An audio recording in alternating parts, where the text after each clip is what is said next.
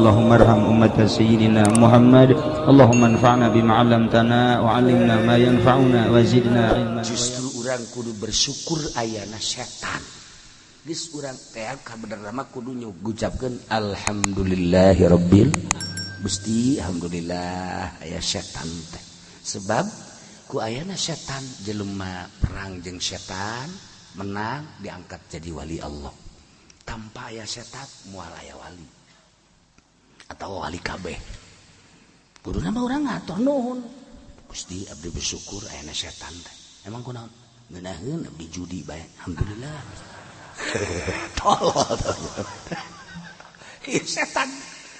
Kulantaran urang mah meureunan jelema nu eleh ku setan teh. Embung ayeuna setan teh.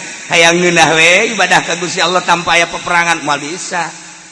Urang hidang-hudang ti peuting teh kudang nyaho ieu teh tahajud.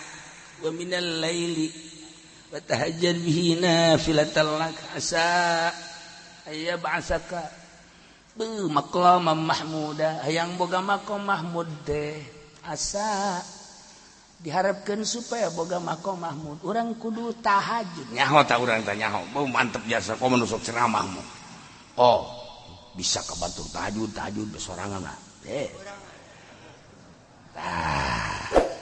ya tahajud maksakeun urang gudang jam 2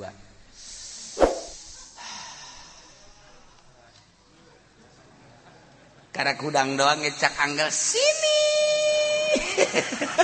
cak anggal sini indah deh enggak lama entar jam 3 aja sini aja setan niupan pan kadaya ka punduk tiis mata nu beuntat ya ku setan ditiup kurang digitu-gitu kan mata teh setan nyingkir kayak urang geus leupas bae kitu ditiup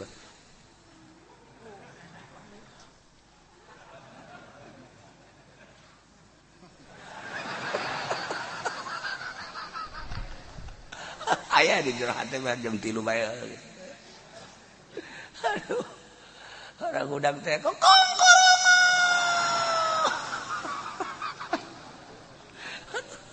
ya Allah emang teu berat teh perjuangan eta berjuang ieu keur carita berjuang maksudna perang teh kos kitu teh perang bisi nyaritakeun perang jeung nafsu ku bahasi tah kan urang kampung mah urang kampung nu teu mondok teu nyahoeun aya nu mara santri mah geus nyahoeun aya nu santri bangsa santri kiai ustad geus perang jeung nafsu teh nyahoeun ngan eleh bae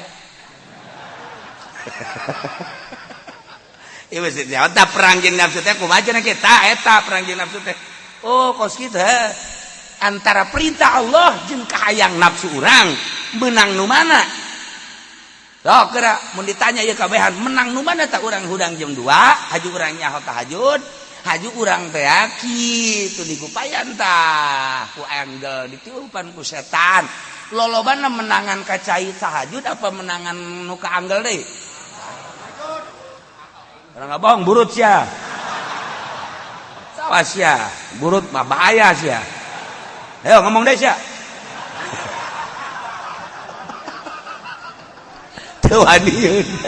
Aduh, tadi ge sekolah ge di majelis ieu ngan hiji pembohong hiji. Terbukti kan? Atuh kula mal pati ngomong sebenarnya mah.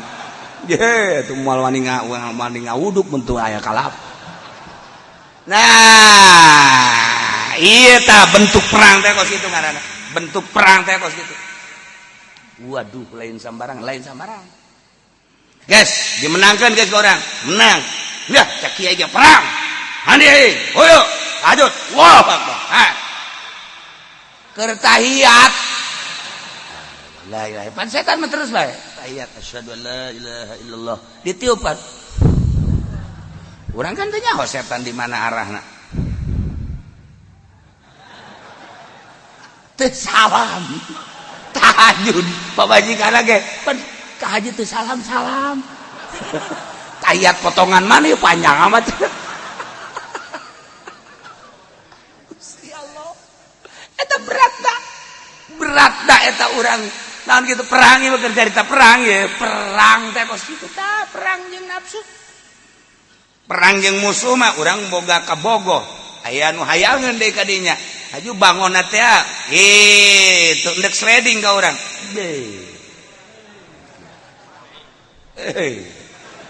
padahal mah itu gendut urang leutik tetep itu hebat urang itu hebat tetep bae perang ngaranna ge sambarangan sia bener ge aing leutik tapi can puguh sia gede ge jerona mah can puguh bener ge aing leutik coba buka celana aing sial cuman mah lain tanaga kadinya goblok tah iya perang jeung nafsu teh kitu ieu keur caritakan loba nu teu nyahoan kumaha sih perang jeung nafsu nah eta ngaranna urang boga duit 100 juta kemudian aya pembangunan masjid ya cek panitia teh titipkeun eta jangka sorga titipkeun jangka sorga nya bener oge di pengajian gitu da Idza mata ibnu Adam in qata amalu illa min sadaqatin jariyatin ya sadaqah jariyah urang na paeh geus jadi tulang ditempelkeun di majelis di masjid di mushola di pokona nempelkeun di wakaf atuh urang nangis geus di jero kuburan jadi tulang belulang tapi kan ngocor bae terus amal masyaallah eta kan lain urang nu ngomongna kangjeng Kangjeng sama nu ngomong naik kangjeng ngopan layantiku anil hawa in huwa illa wahyu berarti Allah nah guys percaya orang boga duit 100 juta 9 juta ku aing ke masjid kan ya 8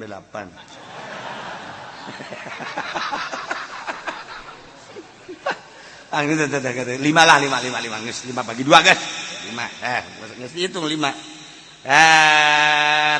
dompelan teh dompelan sekolah baheula mah dompel teh ngaranna dompelan hitung 5 juta guys di ka masjidkeun geus deuk berangkat dong pamajikan ka mana Kak ka masjid eta mah naon duit jeung jariah berduit 5 juta bogana sabaraha 10 Kak pikir normalkeun emang kunaon itu kebutuhan orang kan loba kene masa 5 juta sih eta mah setan bungkelegan ngaranna setan bungkelegan tah ngaranna atuh sabaraha teh kebutuhan di urang gua butuh kene tuh masih pejalubaan ieu nya hadena siang ana kesehatan tolol pan urang ge sarua oh budak sarua jeung ketua MPR nya eta sabaraha tuh wajarna 1 juta bae sih urang sok ese oh atuh geus 1 juta nu tadi radek 9 juta teh anu jangka masjid dibalikeun jadi 9 juta anu ka imah eta kos kitu eta kos hitungan kuari hitungan pilpres eta dibalikeun nah ieu mah keur carita siapa sok aju ieu dengekeun sama 9 juta nu jangka masjid kudu 9 juta dibalikeun masyaallah kalau pasang ngomong bae aing aing nang disia kene aing HP teu boga naon teu boga nah ieu ngaranna perang jeung nafsu urang teh kos kitu tah masyaallah tapi lamun urang kuat mah 5 juta lah sudah 5 juta cek pojekan ka di mana masjid naon tuh jariah berduit 5 juta Kak, otak atuh pikir ka ulah 5 juta atuh jauh urang loba kabutuhan setan sia. Tungtungna mah urang jariah pepegatan. Oh, lu bener kabeh ge. Sing bisa urang tetep sing bisa. Mentak kudu nu sauyunan urang deuk kawin teh jeung pamajikan kudu anu sakupu abeh ngeunaheun sapagodos. Urang kan ngeunaheun. Ka eta duit sabaraha 10 juta. Kak, kurang di dahar mah anggeus da Kak, maneng titipkeun ka masjid Kak. Masyaallah. Aduh aing teu salah aing boga pamajikan sia ieu. Ya Allah cak batur jorek ge tapi horeng hate sia mulia. Masyaallah, tadi na aing ragu kawin jeung sia. Tapi ternyata orang ada waduh. Masyaallah, masyaallah. Gas tah eta ngeunaheun teh urang boga pamajikan kos kitu teh. Senang karena hati teh. Ya Allah, ya Rabbi, berarti kan eta penasehat pribadi nu geus ngeunaheun urang teh ngeunaheun tah urang boga kadaharan naon kadaharan ka urang ngeunaheun di barang dahar ngeunah tetangga urang mau kan can puguh atuh mantak naon bikin heula ka tetangga tah teu pamajikan kos kitu neangan coba ewe modal kitu ewe cewek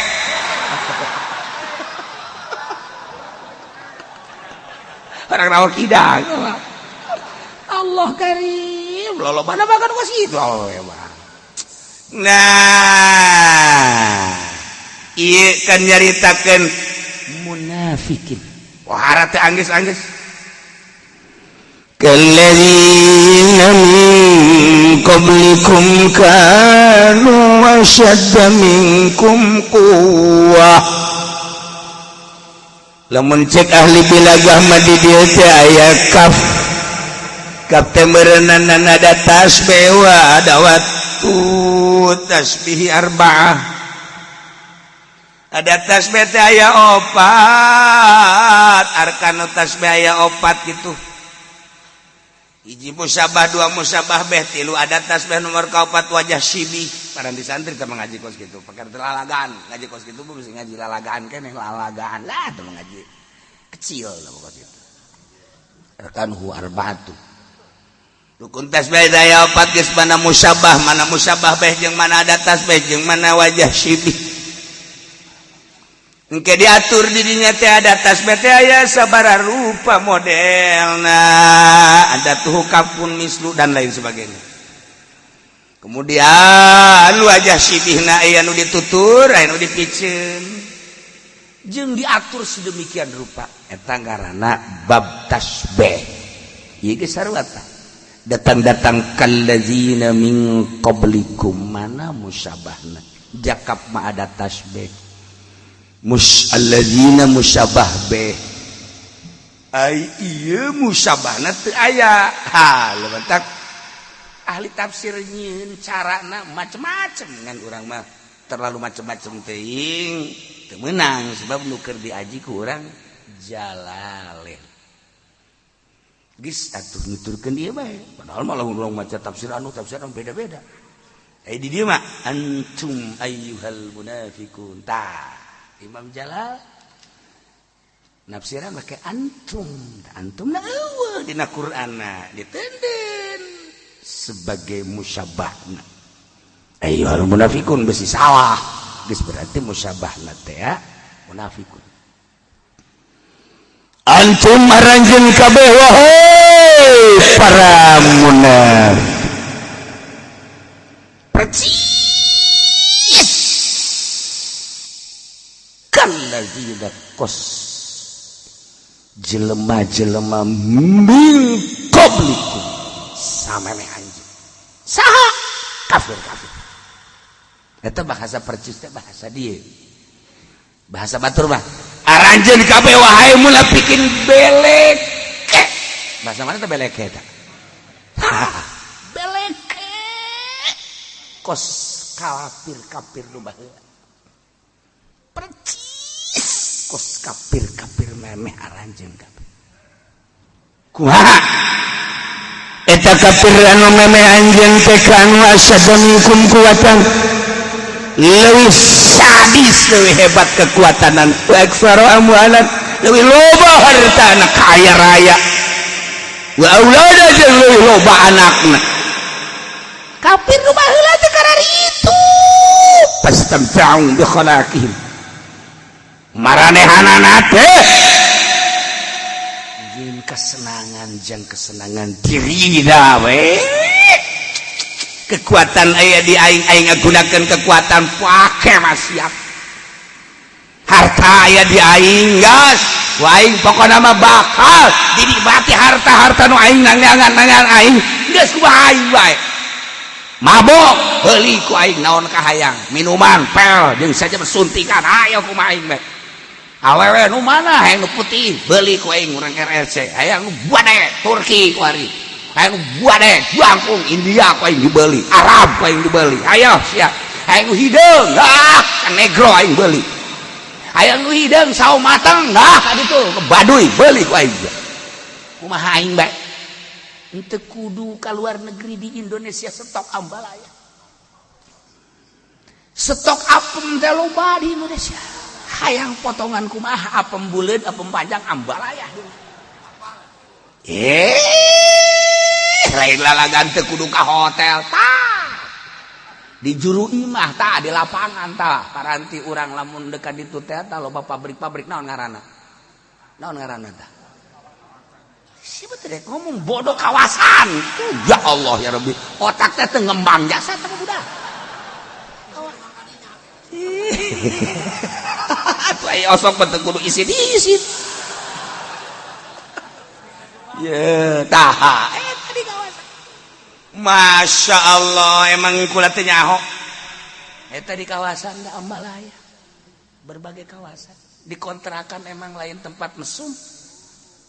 Kiai ulah suuzon sana kiai. Saha nu ngomong ulah suuzon? Soekeun sekuing suuzon. Je, pan cecet kiai kok nyaho bae teh lo ka mamana ge. Pelakuna datang ke aing goblok. Je, made andeot ada apa, Mbak? Bagaimana tanggung jawabnya? Pan ka aing goblok. Sia nu bawa kalakuan aing nu teh tanggung jawab tol meureun. Bareng neangan pelakuna orang pondok.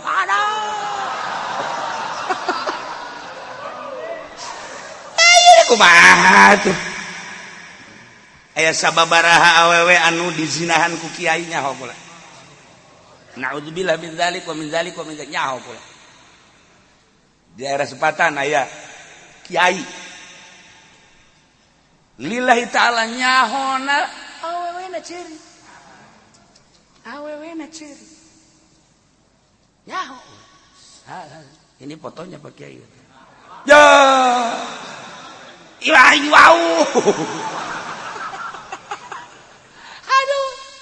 Kiai daerah Belarajaya. Sarua.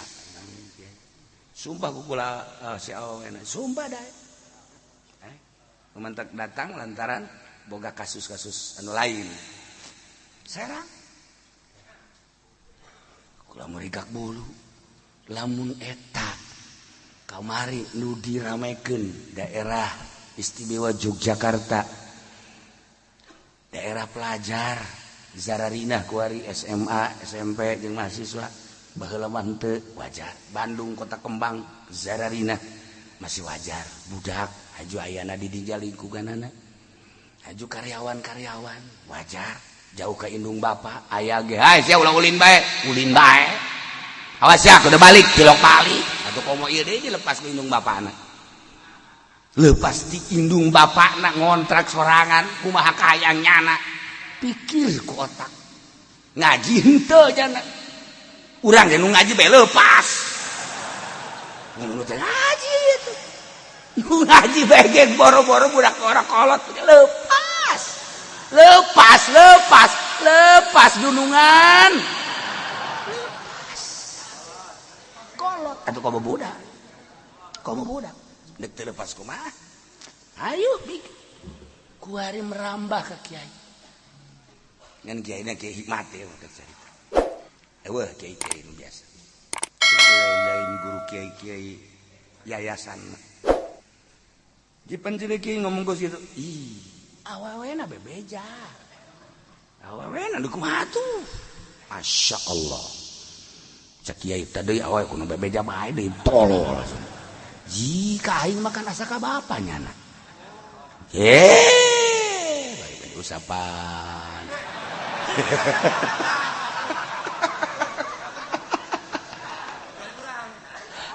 Ngusapan hatena ini mah. Esi mah biri tolol. Salah bae goblok. Nah hatena diusapan kitu na lunak kena eureun tah mendek jeung sahabat kalakuan mah teu bagus eureun supaya wauh ka Allah lantaran hirup dek naon tuh di dunia sakedeung kunaon pake kitu ada. Nah dek dilunakeun eta. Nah ieu nu baheula kafir-kafir teh asyadda minkum quwwatan leuwih dahsyat kekuatanana leuwih gagah leuwih loba harta leuwih wah anakna jeung keturunanana akibatna kafir-kafir nu bara heula teh pasamcau bi khalaqi sesenangan dengan bagian-bagian kaboga kemampunyana. Baheula teh kafir teh kos. Berarti kan orang lamun nyaritakeun baheula teh nyaritakeun sejarah. Baheula mah ke zaman Belanda. Beuh, dongeng mak kolot urang, bapak kolot urang. Ke zaman Belanda masih abah di dieu teh geus dibejaan bakal aya penyerangan Belanda. Wah, ngeli tuh ka santri di dieu panting elit teh santri. Kolot urang dongeng kos kitu. Zaman baheula mah kiai teh dibunuh. Eta dongeng tah urang ngaran sejarah tah. Kok bisa dibunuh sih mak? Kiai sih dibunuh. Pan aya kiai kenil. Siapa teh kan kiai kenil? Kiai kenil teh ya, kiai anu okosna maka urang ka rakyat horenganan ka ditu miluna. Kiai kenil teh ngaranna. Okos ka rakyat gitu ngobrol horenganan nyana mere informasi ka ditu. Bisa tuh kiai ditangkepan teh tah menang kiai kene. Eta kiai kenil baheula zaman Belanda, kuari mah leuwih parah. Orang nyaritakeun sejarah eta. Ye. Kiai nu sok laporan bae pan ka ditu kiai nu sok laporan bae ka ditu kiai anu. Padahal mah ngan sakadar dibere duit jelas sabaraha perak, baheula mah perak sen, baheula mah paling ge dibere susu bae, susu kadele bae. Teh eta teh kos kitu teh tah ti baheula tah urang kajarita sejarah zaman Belanda teh kan kos kitu. Nah ieu zaman kamari ieu kalladina min qablikum kanu ashadda minkum quwwatan wa aktsara amwala wa aulada. Tah zaman kamari ieu urang carita ieu kan berarti kan caritakeun memeh aranjeun. Kabelah ditu sejarah berarti kan urang teh kudu hafal sejarah. Kumaha ieu sejarah Indonesia zaman Belanda, zaman Jepang, nikah teh tah nikah. Zaman naon eta nikah? Nikah. Eta kan kos gitu. Gedoran. Cina eta kan orang sejarah ti kolot-kolot tanpa baca buku pan urang teh ya, teu bisa maca. Lu bisa maca onam pan baheula mah pan sekolah ge SR. Bisa maca tuh baheula mah, tapi dongeng-dongengna urang didengekeun we. Tah eta horenganan loba baheula teh kiai anu bangun pro ka masyarakat padahal mah pro ka Belanda.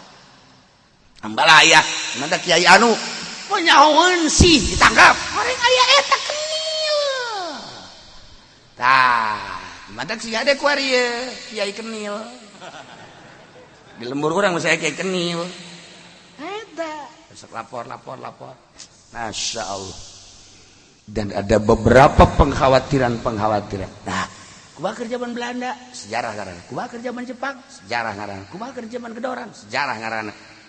Sabaraha ratus tahun ieu urang dijajah ngaranna sejarah. Kumaha ka ditu kumaha memang urang nyaritakeun Belanda ngajajah urang teh berabad-abad.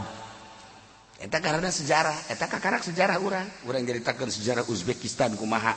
Babari ja aya kitaban. Urang nyaritakeun sejarah Baghdad kumaha, aya kitab urang nyaritakeun Yerusalem kumaha sejarah. Urang hayang nyaho sosok Imam Ghazali bae bakal kabawa sababaraha negara. Bakal kabawa lahir di mana Imam Ghazali terus ka mana ia berangkat dalam rangka naon Imam Ghazali di Iran terus ke Baghdad terus ke Yerusalem terus ke Mekah kabawa tak kabeh masa nyana jeung dalam rangka nyana kabawa ngembang otak urang nyaritakeun Bung Karno bakal ngembang lahir di mana sekolahna di mana babaturanana saha bae unggal kabupaten loba jasa babaturanana para kiai malulu terus berjuang jeung saha jeung kumaha tujuan Bung Karno berjuang teh kumaha akur henteu jeung perjuangan urang zaman ayeuna sebagai penerus ngamerdekakeun sakitu hesena ieu neruskeun leuwih hese kos ngabangun pondok pesantren bebari ngabangun asal duit tapi melestarikan pondok pesantren hese tah urang ngebangun pondok pesantren babari asal duit jual sawah atau naon bisa deh tapi melestarikanana bapana teu aya ilu teu aya pesantren eta hese melestarikan. Nah ieu sejarah sok urang bacaan sejarah di lembur urang teh aya kokolot kubatah waktu hirup kokolot di daerah ada teh aya tabak eta karena sejarah. Nah ieu teh keur nyaritakeun sejarah munafik teh. Sejarah orang munafik teh horenganan nuturkeun jelema-jelema nu baraheula kafir-kafir. Ketika orang nyaritakeun kafir, weh anjeun teh wahai munafikin alladzina min qablikum seperti kafir-kafir nu memeh maneh bae kana asadda minkum kuwatan. Tuh nomor hijina Firaun. Kunaon hajokos Firaun sia. Tuh Namrud, kunaon hajokos Namrud. Tah, eta sejarah ngaranna. Ya. Tuh, belah dieuna. Kunaon hajokos Abu Jahal sia. Kunaon kos Abu Lahab sia. Eta sejarah ngaranna. Baca Quran sejarah. Horeganan kalladzina min qabli. Baheula teh loba kafir-kafir semau gue kekuatan aya di aing kagagahan aya di aing harta aya di aing jabatan aya di aing misalna keur boga jabatan anak aya di aing anak buah aya di aing konco-konco aya di aing hirup kumaha aing bae digambarkeun ku Gusti Allah kafir nu baraheula teh seperti eta pastamta'u bi khalaqihim sesenangan nyana ku bagian-bagian nyana mabok terus bae zina terus bae dahar kumaha kadaek manehanana kendaraan jeung sajabana geus aturan-aturan geus sejarah kafir-kafir nu baraheula tuh Firaun tuh Namrud belah dieuna tuh Abu Jahal tuh Abu Lahab jang urang belah dieuna tah kenil-kenil tah kiai-kiai tah besok bulak-balik ada bulak-balik nyaho comot bulak-balik comot besar sing hade eta udah jadi kos gitu sing hade urang menyaritakeun jawara tuh jawara zaman eta mah deui duana si eta pang jawarana pokona nyana mah saok kadua gaplok nyana mah geus tah eta ngaranna urang buka sejarah tuh kan itu baheula anjeun teh wahai para munafikin persis kos kafir-kafir memeh anjeun bae boga kagagahan leuwih dahsyat tibatan anjeun hartana leuwih loba tibatan aranjeun anak buah jeung anakna leuwih loba tibatan anjeun boga kekuatan segala rupa aya di manana maranehanana teh senang-senang dengan bagian-bagianan kunaon atuh maneh teh fastamta'tum bi khalaqikum kama istamta'al ladzina min qablikum bi khalaqi aranjeun teh sesenangan hei munafik dengan bagian-bagian anjeun kaboga anjeun sakumaha sesenanganna kafir-kafir memeh anjeun dengan bagian-bagian kunaon haju nuturkeun maneh wa khuttum anjeun asup dina kabatilan bahkan mencaci maki terhadap Kangjeng Nabi kunaon asup ka dieu sarua nu baheula baheula kafir teh Firaun musuh jeung Kangjeng Nabi Musa Namrud musuh jeung Kangjeng Nabi Ibrahim alaihissalam dan selanjutnya setiap nabi musuh nabi terus bae kiai kuari teh boroga musuh sarua bae wa khudtum fil batil wa tani fil nabi anjeun terus silulup asup nulir ti beda jeung silulup dina kabatilan jeung nyaci baki terhadap Kangjeng Masya Allah kena dia khadu percis kos nu baraheula bae kos kitu kunaon haju percis kitu marana teh wahai munafik nah munafik anu nyarupaan ka para kafirin padahal mah kafir nu boga kakuatan leuwih dahsyat maneh mah can sabaraha kafir mah leuwih hartana pohara jasa maneh mah can sabaraha kafir nu baraheula teh leuwih loba anakna jeung anak buahna maneh mah can sabaraha nu baraheula jeung maneh ulaika habitat a'maluhum fid dunya wal akhirah wabah lebur amal-amal di dunia lebur hilang jabatanana dengan mati atawa hilang kekayaanana dengan dimiskinkeun ku Gusti Allah atawa hilang kagagahanana lantaran dicabut ku Allah tanagana deuleu ku urang loba nu kamari ieu ulah wakal belah ditu loba jasa nu gagah zaman kamari ieu mobilna mentereng imah mentereng pabajikanana pohara kuari lempang ge di papa setrau setrau gana saha eta bos anu mana kagagahanana, mana hartana, mana jabatanana. Desa etik jenderal di papa, desa etik letnan di papa, desa etik bos encek nu kamari ieu nya asa aing hirupna. Desa etik kuari ngomong geus ngacai bae. Ngacai geus aya di dieu di irung ngacai di ceuling ngacai. Tah lain ngacai culek ngaranna. Daya sejarah. Kalladzi khad ulaika habitus amalu. Di dunia hancur pagaweanana. Habitat amaluhum kehancuran geus paeh mah jelas. Di dunia paeh. Kata dicabut kekayaanna miskin, atau dicabut kekuatan jeung gagahanana hina. Dicabut harismana dhaif. Allah Maha Kawasa. Teu saeutik nu gagah jadi lemah, anu kaya jadi miskin. Wow, teu saeutik Maha Kawasa Allah. Saksikeun ku mata urang. Mun jelema asa aing, mun kukura dicaritakeun mah seputar urang mah ti Jati ka Pasar Kemis. Terus ka Cikupa terus ka Sepatan. Emang teu saeutik, emang naon kitu ngaranna henteu loba kitu jelema nu gagah tatadina ku ari hancur-hancuran. Anu tatadina asa aing ku ari geus eueuh naonan. Sok randapan geurang. Ulah jauh-jauh. Sakitu teh heulana. Nah ieu mah keur carita munafik sarua jeung kafir nu bara heula hancur di dunia. Ulah eta kiai bae kiai dicabut elmuna. Anu asa aing tatadina ye pinter aya di aing. Ye hebat atuh aya di aing. Dah, dalil naon aya di aing. Hayo punyana pake abrut-abrutan babarengan jeung pamarentah. Ieu didalilan itu didalilan, haram ge masih keneh didalilan keneh bae. Nu hina mah nu bodoh mah nu bodoh. Maling doang teu make dalil, tapi nu pinter mah pan maling make dalil. Atuh make dalil maling. Iker carita nu pinter mah deuk maling ge deuk maling masih keneh qalallahu ta'ala. Eta deuk maling.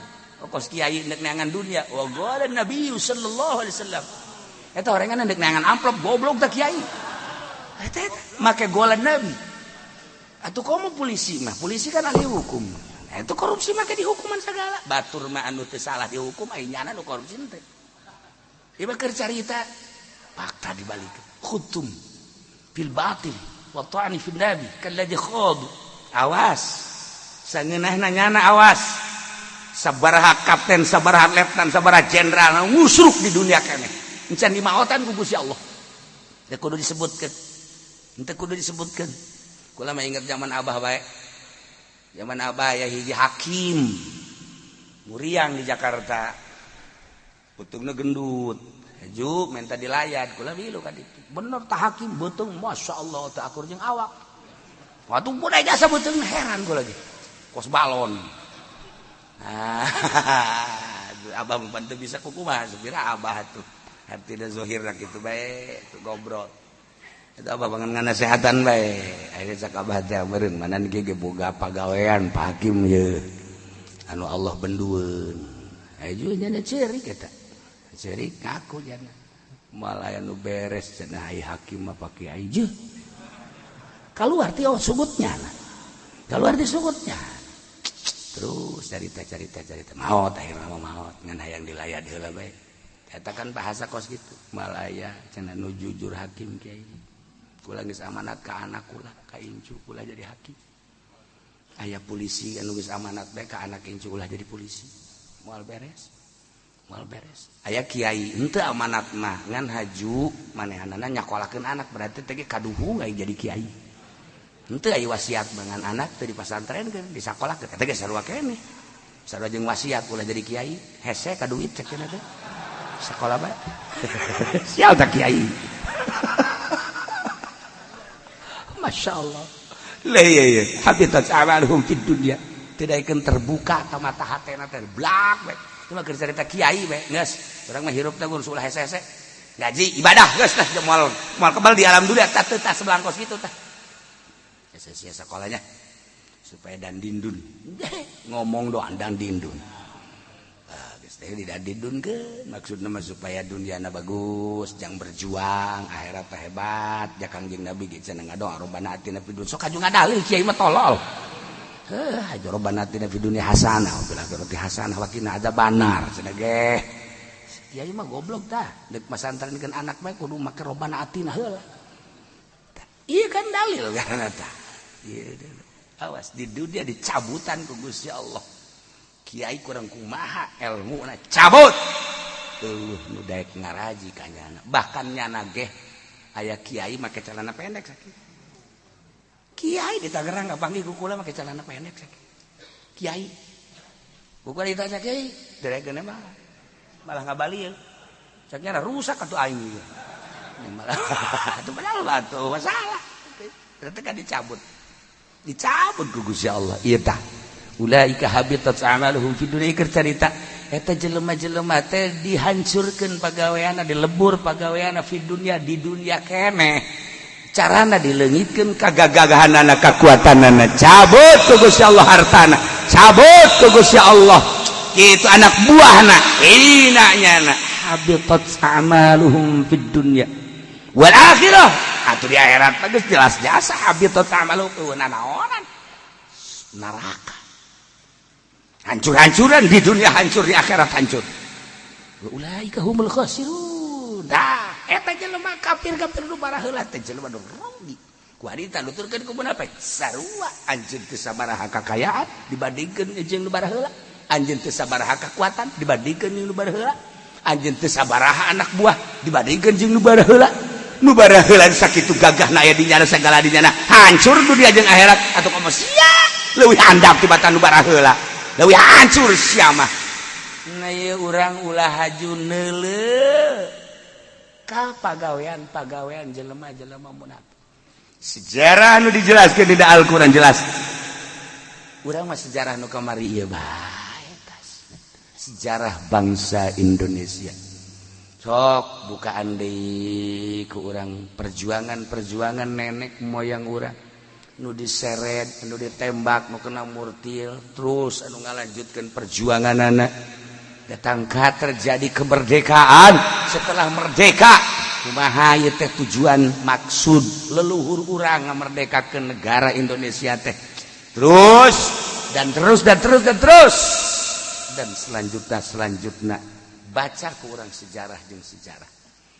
Lalu kurang baca sejarah perjuangan kiai datang ke mana baheula kemudian perjuangan jenderal datang ke kumaha baheula teh aya nu hirup teh jelas aya nu hirup dua kaki ka dieu nincak ku ari ge sarua bae kos kitu ilah baca sejarah ieu keur carita munafik teh horenganan okos kafir nu bara heula nuturkeun nya asup dina kabatilan mencaci maki terhadap Kangjeng Nabi atuh nu bara heula sakitu kuat gagah jeung hebat teh halal hancur atuh kok ieu urang ulah jadi hancur mudah-mudahan urang ditangtayunan ku Gusti Allah Subhanahu wa taala nagara urang mudah-mudahan ditangtayunan ku Gusti Allah politikus urang mudah-mudahan ditangtayunan ku Gusti Allah para pembesar mudah-mudahan ditangtayunan ku Gusti Allah sehingga negara Indonesia negara anu jujur adil ulah aya huru-hara aman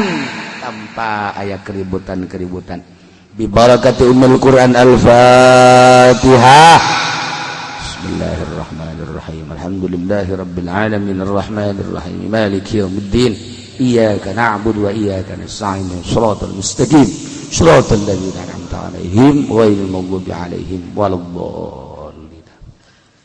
Informasi kurang ngaji tinggal sakali deui geus minggu hareup urang teu kudu mawa kitab insyaallah urang ngabahas tentang Ramadan iraha tanggal hijina jeung cara-cara puasa anu bagus insyaallah minggu hareup urang penutupan pengajian Allahumma shalli wa sallim ala sayyidina Muhammadin fil awwalin wal akhirin wa barik wa sallim wa radiyallahu ta'ala an sadatina ashabi sayyidina Rasulillah ajma'in.